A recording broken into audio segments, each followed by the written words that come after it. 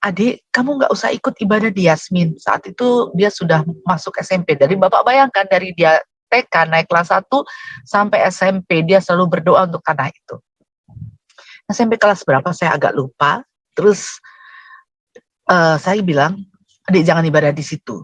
Kamu hari ini dikejar sama itu kan? Iya, katanya. Terus, mama takut ya?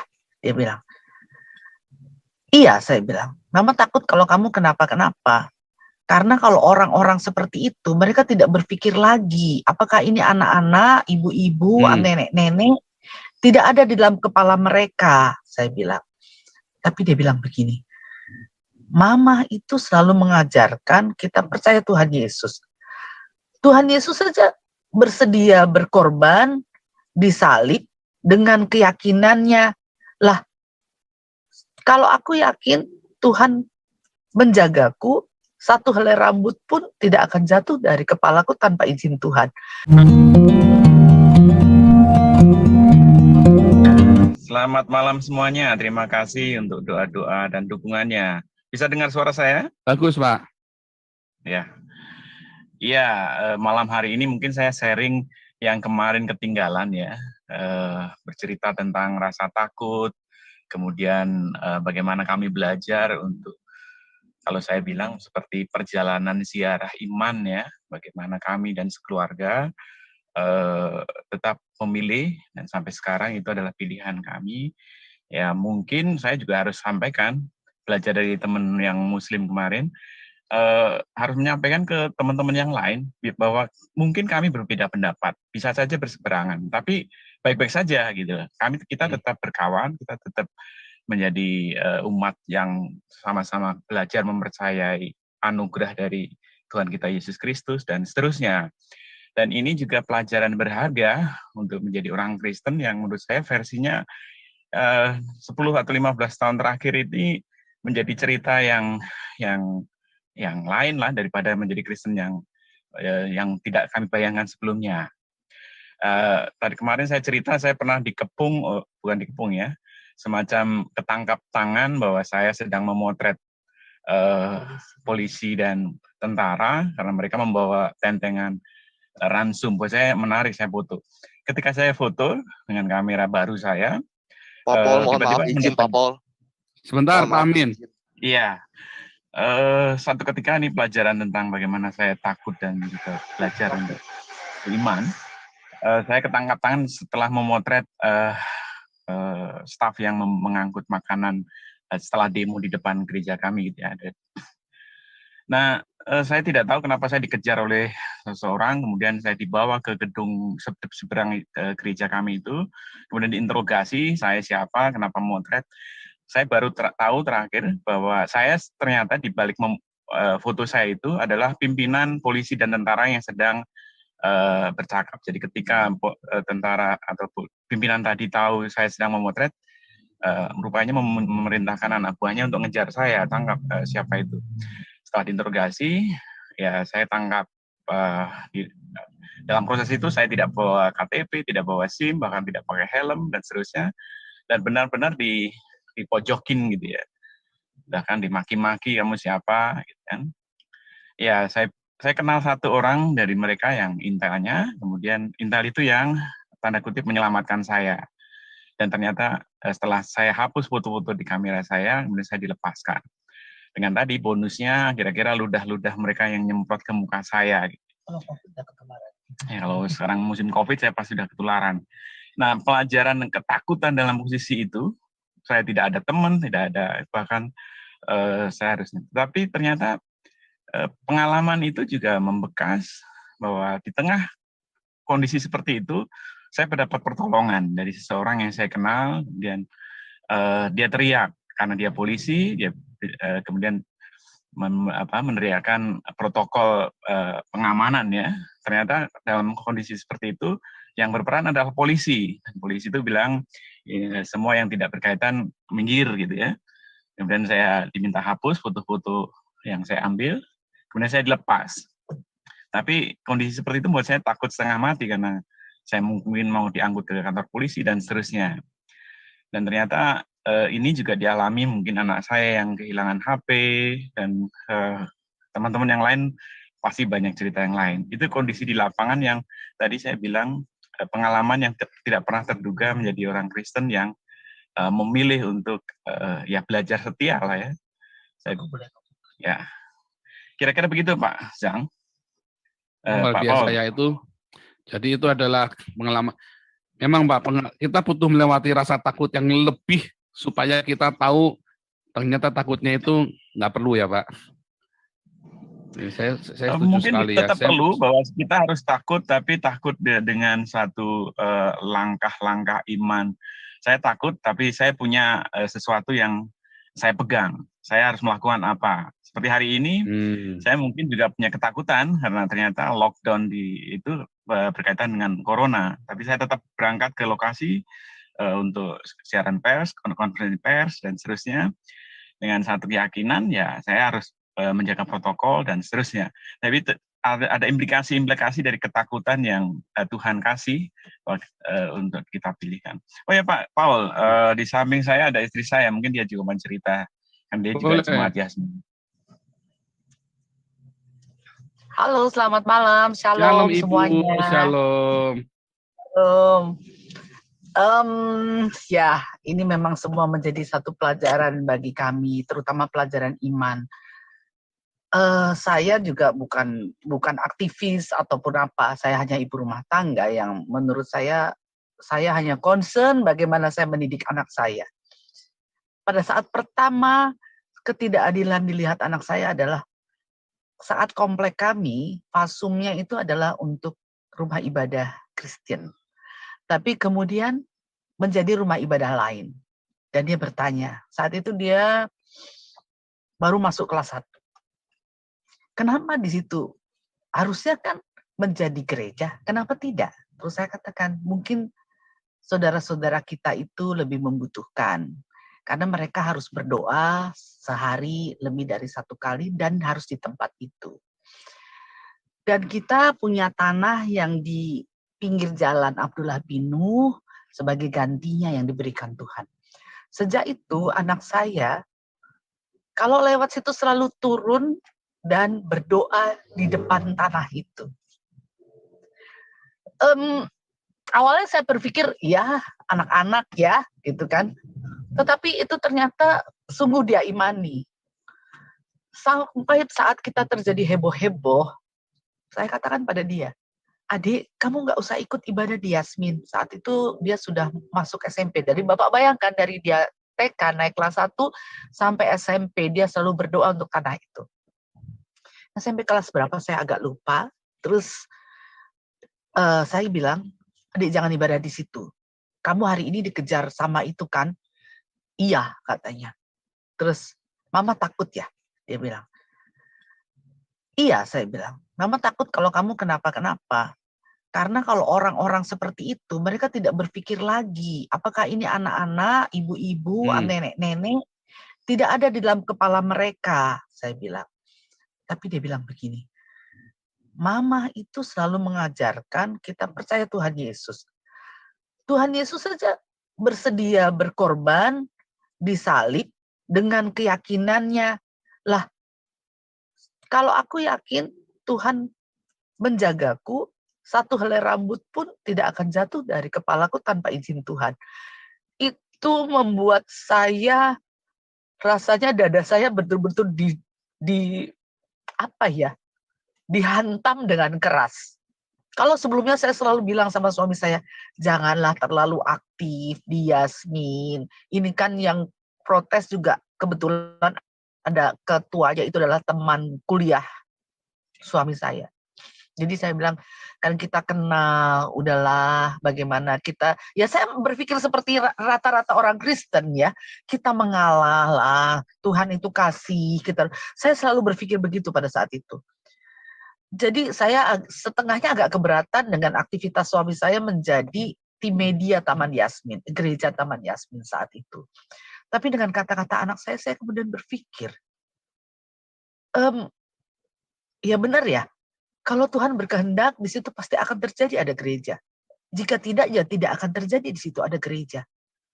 Cuman bagaimana kita mengimani bahwa apa yang sudah kita lakukan dengan satu niat baik dan kebaikan, kenapa kita harus takut untuk hal yang mungkin kecil dibandingkan penderitaan Tuhan Yesus. Ya, saya tidak bandingkan diri saya dengan Tuhan Yesus, tetapi saya merasa hanya begitu kok saya sudah kalah gitu. Sejak itu saya tidak pernah melarang suami saya untuk beraktivitas dengan Yasmin. Dan begitu pun hari ini ketika teman-teman pengurus menyatakan ibu harus tanda tangan karena ibu selama ini mengurus bidang peribadatan. Jadi ibu harus tanda tangan salah satu di dalam surat protes kepada wali kota. Dalam hati saya, nama saya tercantum dengan jelas di situ kan. Tetapi ya apapun yang terjadi, saya harus berani menghadapi itu. Kalau memang saya harus mengajarkan kepada anak saya, kita bertanggung jawab pada pilihan kita, dan kita percaya pada kekuatan doa dan iman. Saya kira itu adalah sharing saya, bagaimana menjadi seorang ibu di tengah konflik yang begitu, bagaimana saya mengajarkan untuk dia tidak memusuhi orang lain, dan tetap respect, dan juga tidak kehilangan jati dirinya sebagai orang Indonesia yang orang Kristen. Saya kira itu Pak, mungkin sebagian dari pengalaman yang juga menguatkan keluarga kami. Ya, nanti terlalu panjang kalau harus bicara lagi. Nggak apa-apa, memang channel kita ini memang channel buat menyuarakan hal-hal yang tidak disuarakan oleh televisi dan media di Indonesia. Iya, tapi anak saya menjadi anak yang nasionalis dan sangat-sangat penuh kasih. Jadi karena di dalam keluarga kami itu bermacam-macam agama, saya kemudian memasukkan dia kepada grup pelajar lintas iman namanya. Saya masukkan di situ supaya anak saya tahu bagaimana sebenarnya agama yang ini, agama yang itu, dan agama yang itu. Jadi saya berusaha mengajarkan realita kehidupan bahwa kita ada di negara yang memang berbeda-beda, sehingga itu menjadi satu pengalaman batin yang kaya bagi dia. Dan pada satu saat mereka mengadakan camping, salah satu temannya dalam satu kelompok itu adalah seorang anak perempuan dari Nusa Tenggara Barat. Nah, anak itu bilang di akhir dari camping itu, "Kakak," katanya, ini cerita anak saya di kampung saya tidak ada orang Kristen. Tapi kami diajarkan bahwa kami harus memusuhi orang Kristen dan orang Yahudi. Karena itu yang dilakukan oleh Nabi di dalam cerita, di dalam kitab kami katanya. Jadi saya itu dari kecil, dari saya tahu, diajarkan, saya belajar, itu saya harus membenci orang Kristen dan orang Yahudi. Tetapi hari ini saya ketemu kakak, saya tahu, oh ini orang Kristen. Ternyata orang Kristen itu baik. Nah, itu juga memulihkan luka batin anak saya dan ketakutannya. Karena terus terang saya pun ya, yang sudah tua begini, saat kalau ketemu orang-orang yang pakai pakaian itu hati saya langsung deg-degan, keringat dingin. Mungkin di dalam bawah sadar saya pada saat kejadian di depan gereja kami itu mengendap ya barangkali, sehingga begitu kalau ketemu kelompok itu yang beramai-ramai, itu saya langsung setengah panik begitu Pak. Jadi saya rasa itu juga mungkin dialami oleh anak saya. Tapi dengan perkataan ini dia bilang sama saya, "Jadi Ma, aku begitu dengar itu aku merasa, oh sebenarnya mungkin kita harus saling mengenal supaya kita bisa saling merangkul dan memaafkan." Dan sejak saat itu saya lihat dia semakin dewasa dalam imannya, sehingga pada saat kalau pernah kejadian dia kan pemuda ya, masuk pemuda, dia harus seperti kebaktian pemuda di gereja induk kami. Ada mungkin salah satu penatua yang berdoa, kemudian dibilang kepada saya, "Mama, kenapa aku bingung, ibu ini kenapa berdoanya seperti ini?" "Kenapa?" saya bilang. "Apakah ini doa atau kutuk, Ma?" kita kan nggak boleh mendoakan keburukan bagi orang lain. Sedang dia mendoakan untuk jemaat Yasmin itu supaya Tuhan berikan hukuman. Jadi di situ saya sebagai ibu juga ditantang. Bagaimana saya harus menjelaskan kepada dia dengan tanpa menjelekkan orang lain. Benar-benar itu berat untuk saya karena ini masalah iman ya. Begitu juga saat ada masalah dengan sinode kami gitu ya, waktu kami mendapatkan tekanan gitu. Komentar dia, pendeta kok bohong.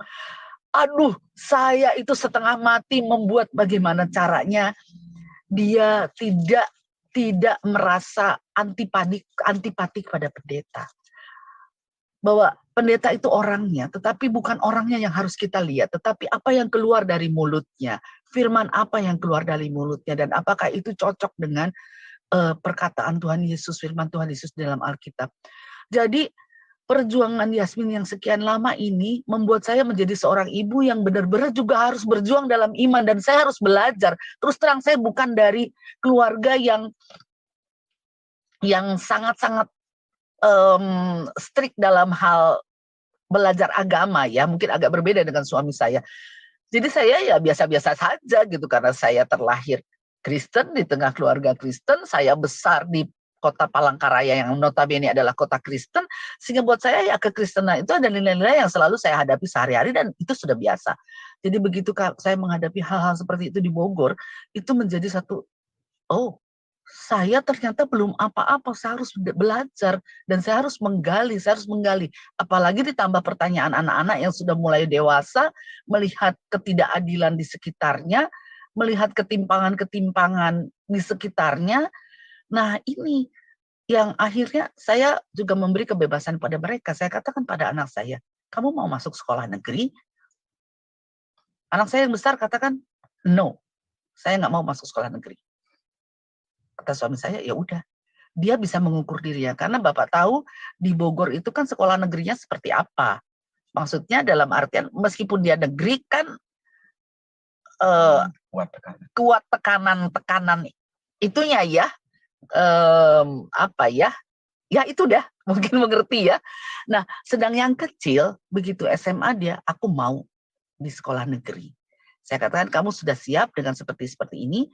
Begitu kuliah juga kamu mau masuk kemari, kuliah di sini dengan resikonya begini-begini, kamu siap, imanmu kuat. Kalau imanmu kuat kan kamu siap, silahkan.